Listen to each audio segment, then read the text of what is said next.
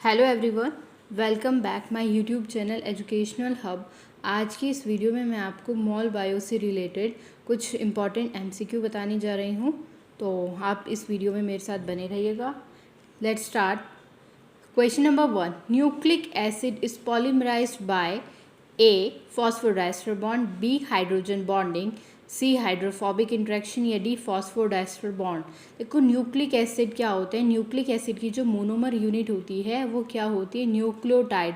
वो आपस में पॉलीमराइज करेंगे तभी वो क्या बनाएगा, डीएनए बनाएगा या आपका आरएनए बनाएगा। तो वो किससे पॉलीमराइज होता है, फॉस्फोडाइस्टर बॉन्ड से। ठीक है, तो इसका ऑप्शन करेक्ट ऑप्शन क्या है, D phosphodiester bond. Next question, which of the following is an example of nucleoside, कि कौन सा सही एग्जाम्पल है न्यूक्लियोसाइड का। देखो सबसे पहले आपको न्यूक्लियोसाइड और न्यूक्लियोटाइड पता होने चाहिए। न्यूक्लियोटाइड क्या होते हैं, जिसमें पेंटोज शुगर, नाइट्रोजिनस बेस और फॉस्फेट ग्रुप आता है। और न्यूक्लियोसाइड कौन से होते हैं, जिसमें आपके पास फॉस्फेट ग्रुप नहीं होता, नाइट्रोजिनस बेस होता है और नाइट्रोजिनस बेस होता है और शुगर होती है, पेंटोज शुगर। ठीक है, अब ए है थाइमोसिन, बी है डिऑक्सीथाइमिडीन, सी है थाइमीन और डी है थाइमिन ट्राइफॉस्फेट। ये थोड़ा सा क्वेश्चन ट्रिकी है लेकिन अच्छा क्वेश्चन है, इसको देखते हैं। देखो न्यूक्लियोसाइड आपको पता है, न्यूक्लियोसाइड क्या होता है, नाइट्रोजिनस बेस और पेंटोज शुगर हो गया। अगर हम नाइट्रोजिनस बेस और पेंटोज शुगर को देखें तो थाइमिडीन हो सकता है, लेकिन इस ऑप्शन में तो आपके पास कहीं थाइमिडीन है ही नहीं और थाइमोसिन होता ही नहीं है। थाइमोसिन तो कोई वर्ड ही नहीं है मॉल बायो में, बस वो तो उन्होंने क्वेश्चन को ट्रिकी करना था, ऑप्शन में डाल दिया, लेकिन थाइमोसिन तो कुछ होता ही नहीं है।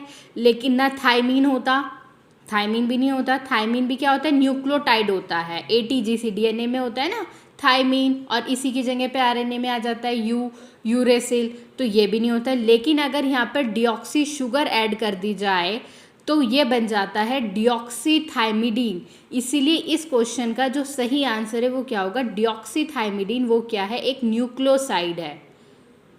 Question number 3, during polymerization of nucleic acid which phosphate become part of nucleic acid, यानी पॉलीमराइजेशन के बाद जब न्यूक्लिक एसिड का पॉलीमराइजेशन होगा कौन सा फॉस्फेट न्यूक्लिक एसिड का पार्ट बन जाता है, A alpha phosphate, B beta phosphate, C gamma, D pyrophosphate.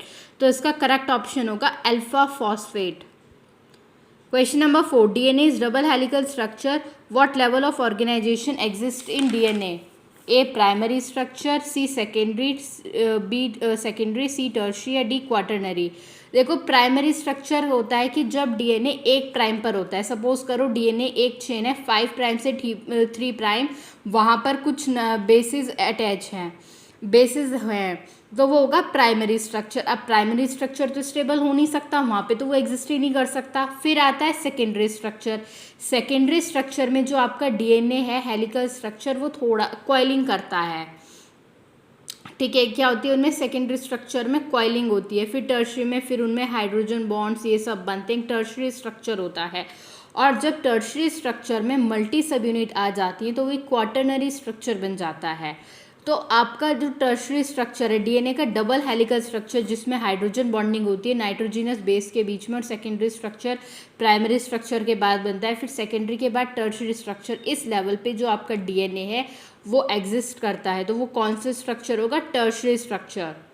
Question, next question, name the non covalent bond exist in DNA. कौन सा नॉन कोवलेंट बॉन्ड है जो डीएनए में एग्जिस्ट करता है, एक तो हाइड्रोजन बॉन्ड, हाइड्रोफोबिक इंट्रैक्शन, या सी इलेक्ट्रोस्टैटिक बॉन्डिंग, या D both A and B. Hydrogen bonding जी बिल्कुल होगी, ये नॉन कोवलेंट बॉन्ड है। और हाइड्रोफोबिक इंट्रैक्शन भी होगा उन दोनों के बीच में, जिससे वो दोनों आपस में इंट्रैक्ट रहें।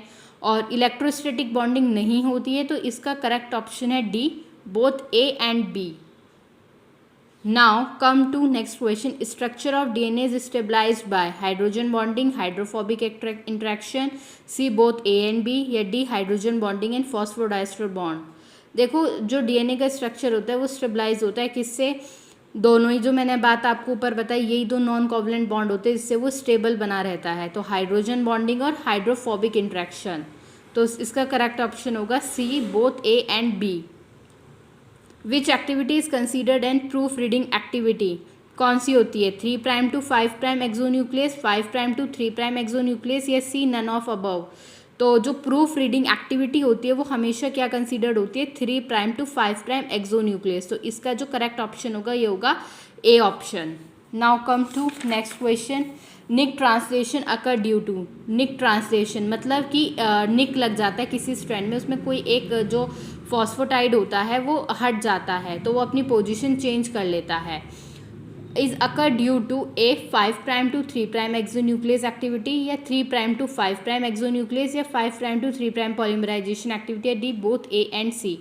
देखो निक जो ट्रांसलेशन होता है हमेशा वो 5' से 3' न्यूक्लियस की तरफ होगा, कभी भी आपका 3' to 5' नहीं होता है, ठीक है। वो निक नहीं लग सकता, तो एक्सोन्यूक्लियस भी होगा कहीं। हाँ, ये वाला एंजाइम काम करेगा तो एक्सोन्यूक्लियस एक्टिविटी 5' to 3' एक होगा 5' to 3' पॉलीमराइजेशन एक्टिविटी, तो इसका करेक्ट ऑप्शन होगा D. Then we will come to next question. Which of the following are properties of prokaryotic replication? Prokaryotic replication तो आपने बहुत अच्छे से पढ़ा हुआ है। कौन कौन सी होती हैं? Bidirectional replication, close circular DNA, uni repliconic और ऑल ऑफ दीज। तो ये सब होती हैं। उसमें यूनी रेप्लिकॉनिक डीएनए होता है और क्लोज सर्कुलर और बाय डायरेक्शनल रेप्लिकेशन प्रोसीड होता है, तो इसका करेक्ट ऑप्शन होगा D all of these. Region of prokaryotic DNA from where replication initiate? A origin site, B ARS site, या सी पॉलीजीएटीसी, या डी सेंट्रोमियर लाइक? देखो जो रेप्लिकेशन होता है प्रोकैरियोटिक डीएनए में, जो रीज़न होता है रेप्लिकेशन का वो ऑराइरीजन साइट पर होता है, जहाँ पे 9' और 13' सीक्वेंसेस होते हैं, वहाँ पर वो बाइंडिंग होती है, तो वहीं से इनिशिएट होता है। तो जो रीज़न होता है रेप्लिकेशन इनिशिएट का वो क्या है? ऑराई साइट है, ठीक है। तो इसका करेक्ट ऑप्शन है ए ऑराई साइट। आई होप आपको वीडियो अच्छा लगा होगा, तो प्लीज़ वीडियो को लाइक ज़रूर करें, शेयर सब्सक्राइब ज़रूर करिएगा, और आप वीडियो को कमेंट भी डाल सकते हैं। Thank you and have a nice day.